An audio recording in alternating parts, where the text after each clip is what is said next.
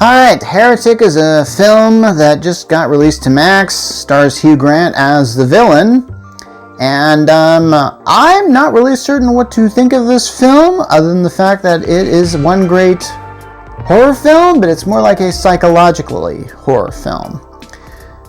This is one of those films in which there's a lot of scenes where people are just talking,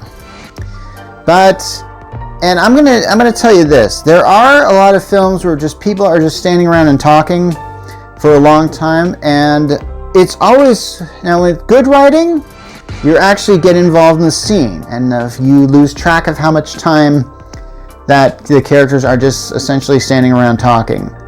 Badly written films are done in such a way where when the characters are just standing around talking, you're going like, how long is this gonna go on? Please something happen. Heretic is one of those films where there's a lot of things are happening, but it takes place within a very enclosed space. Now, by enclosed, I mean pretty much in one house, because the premise of this film is it focuses on two Mormon missionaries, two lady Mormon missionaries, who are going about on their bikes and through, I think, Boulder, Colorado is where they're at. So, yeah, and they're going through apparently this. They are seeing a list, because I really don't know how this system works, but apparently they have this, the Mormons have this thing where they send missionaries around, and apparently if you were ever interested in hearing about the Church of Jesus Christ of Latter-day Saints, they'll come to your house and pretty much talk to you about it. Now, what I like about this film is it does show the particulars of this organization, how there's certain rules to be followed. For example, I mean, these two girls go into this house with this extremely suspicious man, who says he's there with his wife, and, and he's going to serve them like, I don't know, blueberry pie or something like that. And so they go in and they he's talking with them, and it looks like he's trying to, and he seems to know a lot about the Mormon church. He even has a copy of the Book of Mormon, which he's got a lot of stuff in there. He's got a little, what do you call it, like post-it notes and stuff like that on there. So apparently he's kind of done some studying and stuff like that. And all this time he keeps saying like, yeah, my wife is going to be out here in a little bit. But it's pretty obvious that there is no wife. And if there was a wife, she'd either be a robot, a mannequin, or a corpse. Or it might be him dressing in drag like Mrs. Doubtfire. But hey, that might be a different film. In this case, there's a scene where apparently he locks his front door so the girls can't really get out, and he leaves the room long enough for them to do that. And so eventually he takes them into another room and tells them like, hey, if you want to get out, surely you know my house is on a hill, so which means you're going to have to go through these doors to try and get out. So this is where the film actually gets kind of interesting. Hugh Grant does a very long-winded speech about how this game Monopoly was based on another game that was written by a woman, and then he talks about how then there's so many derivatives after it that it's crazy. So it feels like he's sort of talking about how religion works. And how, like, there was once this, and then there's a derivative of that, which is a derivative of that. And I like kind of the points he's making, but I'm not really certain. I mean, the film is called Heretic. So at some point in time, this guy has kind of been driven crazy by this. He's done all this religious studies, but he, as far as I can tell, he didn't really get anywhere with them. And I think one of the things the film emphasizes is that there's this idea that, hey, there's either a God out there and yet he allows suffering and terrible things happen, or there's no God out there and each one is terrible in its if one is true, then it's terrible. So he gives these gals a chance to go through one of two doors. One's called belief and one's called disbelief. Now the gals go through this door that says belief, and what they end up in is sort of a dungeon. Now, I'll probably get into some spoilers on this, but this is actually a really interesting setup, because I really couldn't figure out the villain's motivation here, and yeah, I'm going to have to go with it. That Hugh Grant is essentially the villain in this film. There's a bit of sort of a jigsaw mentality, I think, is sort of happening with this character. That is, he's putting these people through something to prove a certain point. And I think he believes that in the end, his ends justify the means.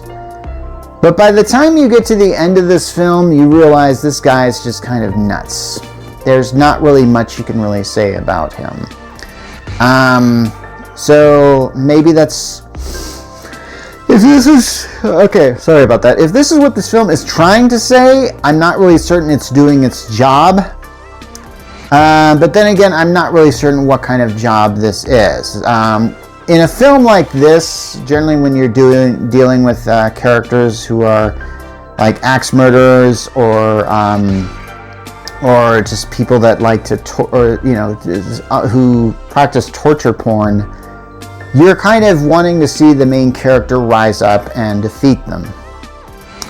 And that does happen here. I have to admit that I thought this was going to be one of those movies in which, like, the main character never gets away, and that in the end they're still in the same place, and they're going to eventually meet a horrible ending, assuming their torture reaches a satisfactory end. I thought they were going with they could have gone with that ending if they wanted to, but in the end they decided not to. And I'm going to get to the ending here. Remember I said there were two gals? Eventually it goes to one. Because, here's the thing. This is where this film gets bananas.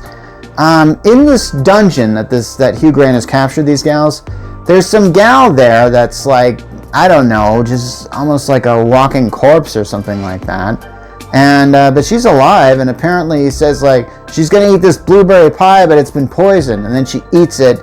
And then she dies, but she's apparently brought back to life by his because he says, like, hey, I want you to go and I want you to confirm that this lady's dead, and then at some point in time, what happens here? I actually almost forgot what happens here. Oh yeah, the two characters are trying to get themselves out, but they kind of can't. And then I think at a certain point in time, I think that one of the main characters realizes that Hugh Grant is just pulling a trick on them. That there isn't like one lady who's being poisoned and then comes back to life. Essentially, it's done with two different bodies. And once these characters realize this, they discover there's a trapdoor in this dungeon that leads to other places that this guy has set up these weird kind of shrines, and he has like a place where he's got like 6 of these bodies, just 6 of these strangers there, just kind of in cages, which is just odd to say the least. So, now, at the end of this film, I think the main character realizes that this man is trying to prove a point, and his point is that religion is all about control. Do I kind of agree with him? I'm going to have to say, yeah, I do have to agree that religion is about control. I will have to say, fine, you made a valid point there. Did you have to do all this stuff to prove that? I'm going to say, if you're a horror movie villain, then sure, this is what you do. I sort of get like, I think there are people like this who have a very existential crisis and don't really know what to do with it. They don't usually do this. So, on the whole, I like this movie because I actually thought that there was, that the villain actually had some interesting motivations. This isn't like a axe murder slasher type film. This is one in which the character is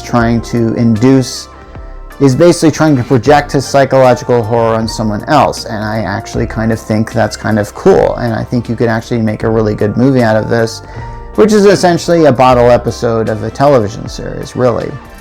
And it works pretty well, and I think there's a lot of interesting things to be explored here.